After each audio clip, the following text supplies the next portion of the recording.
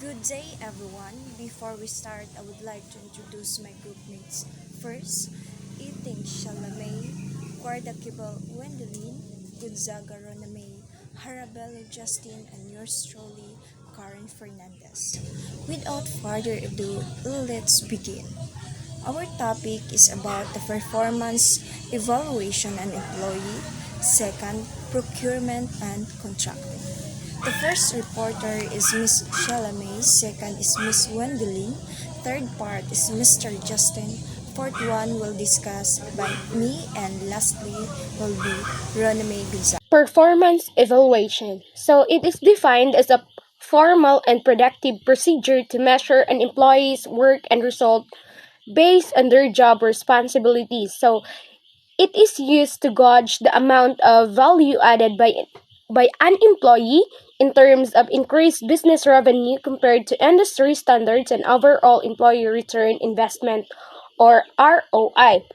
So it means no that uh, it highlights the purpose and significance of a performance evaluation as a formal and productive procedure to measure an employee's work and results based on their job responsibilities. So the evaluation serves as a tool to assess the employee's performance in terms of their contribution to the organization's success. So, one of the key objectives of a performance evaluation is gauge the amount of value added an employee in relation to increased business revenue compared to industry standards. So, this involves assessing the employees' effectiveness in achieving their goals, meeting targets, and contributing to the overall financial performance of the company. So the evaluation process also considers the concept of employee return of investment or ROI.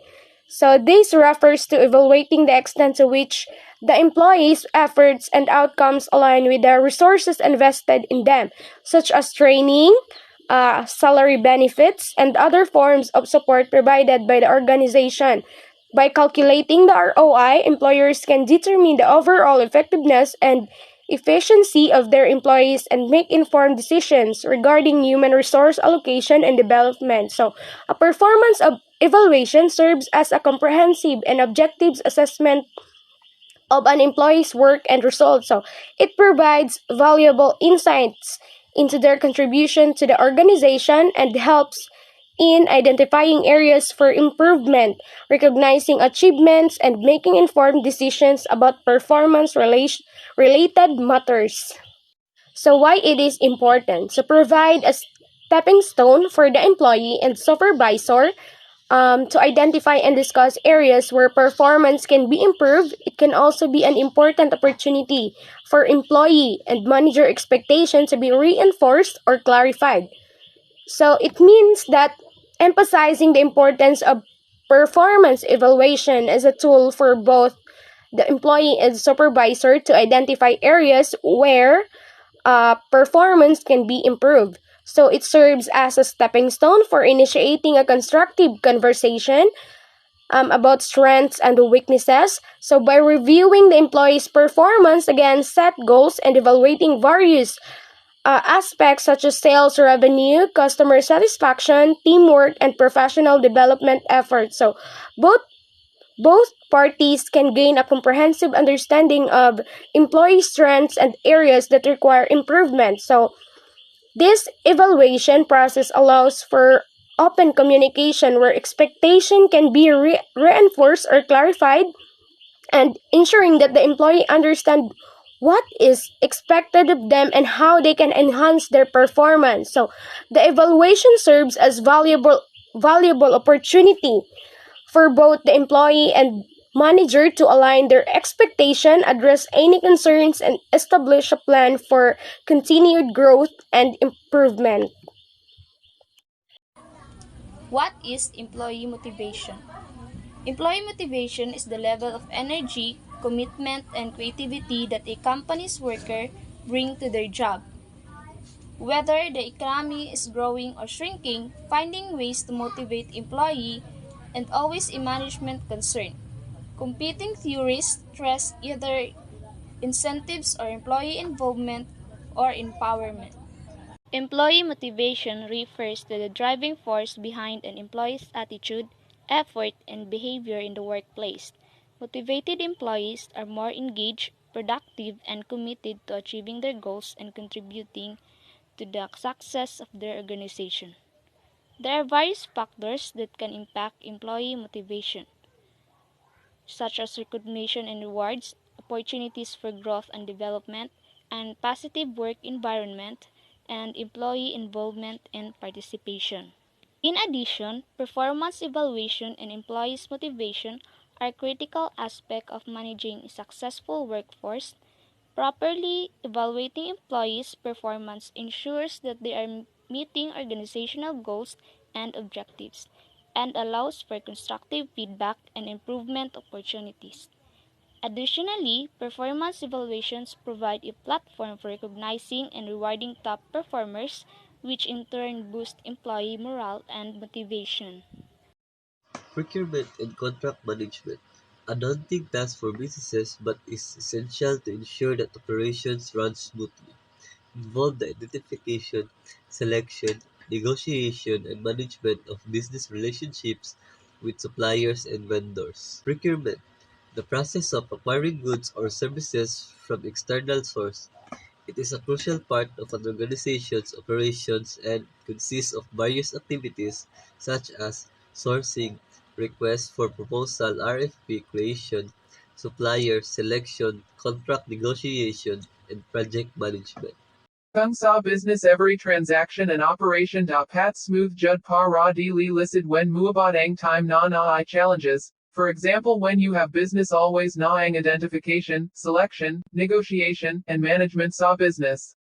When you have business about goods or services, musalad jud dura ang gina pangita sa consumer or people na mayo ang quality at the same time affordable.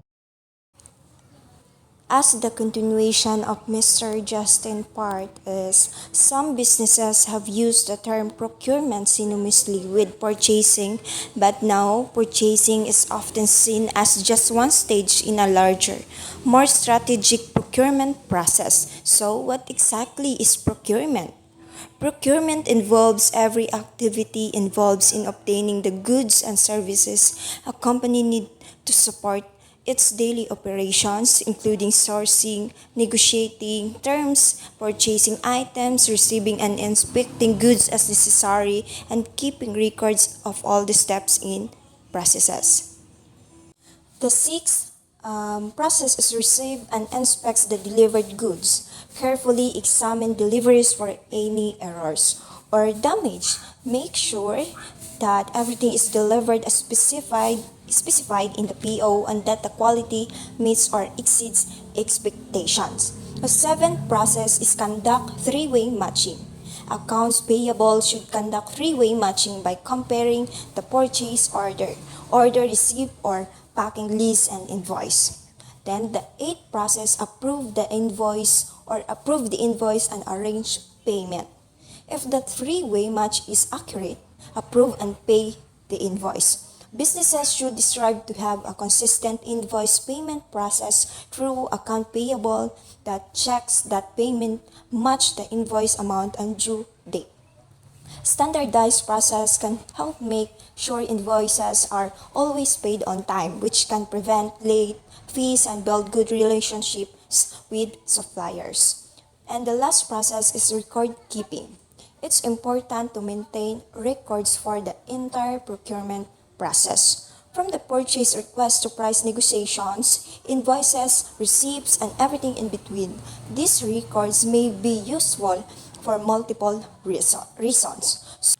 To understand better the nine process of procurement, so pagtanaw lang mo sa picture para masabtan kung asa na nga part ang akong gihatagan og example.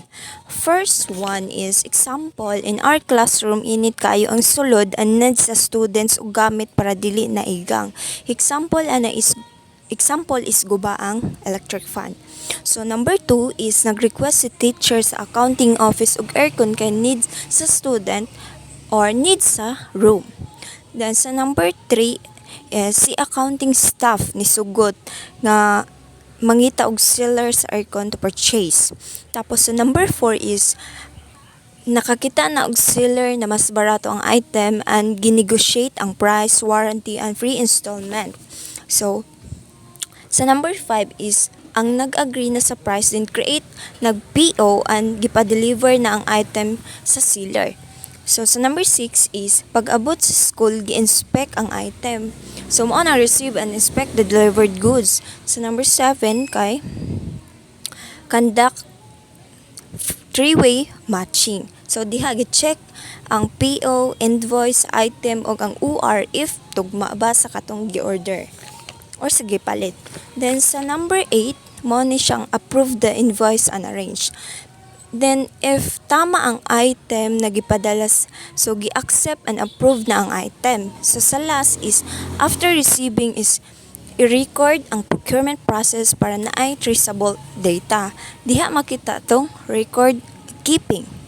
Then so mao na nga example akong mahatag para masabtan nato kung unsay dagan ana nga process. So that's all my part. Next reporter is Miss Rona May Gonzaga. Contract management. It is the process to maximize value throughout the contract terms and minimize risk. So without contract management, her relying on good portions that willing the thing will go well. So why it is very important of the contract management. It's simple yet it involves process and contract helps you to avoid costly disputes. It is clear and legally binding. It will be easier to enforce. So the difference between procurement and contract management. Procurement is it is focused on raw materials, software, services, and products that will directly to support the production of the product of the company. Uh, and it depending the needs of the company or the organizations. So it involves strategic decision making about the supplies and the procurement. It is normally purchased by things and the contract management normally awards services or assistance of some kind. So it improves productivity and long-term relationship with the vendor, and it helps trust and fortunes of cooperations. And for example, a rafting company want to outsource its Shigel productions effort before the contract can be drafted, both manufacturer and rafting company. So they need to discuss their expectation and possible risks, supply chain management and expectation, appropriate performance and goals. Again, good day everyone, and that's all for our report for today. Thank you and God bless.